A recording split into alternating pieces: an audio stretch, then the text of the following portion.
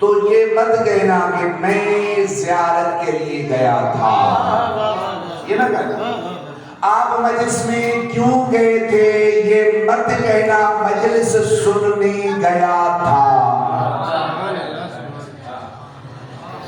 بڑا جملہ ہے جو ابھی میں آپ کے ذہنوں پر دیکھ رہا ہوں کہ آپ کیا سن رہے ہیں اور میں کیا سنانے لگا ہوں۔ اب دیکھ رہا ہوں میں آپ سے کہ آپ مجلس میں کیوں گئے تھے، بس اتنا کہہ دینا کہ اللہ نے قرآن میں فرمایا تھا قُلْ لَا أَسْأَلُكُمْ عَلَيْهِ أَجْرًا۔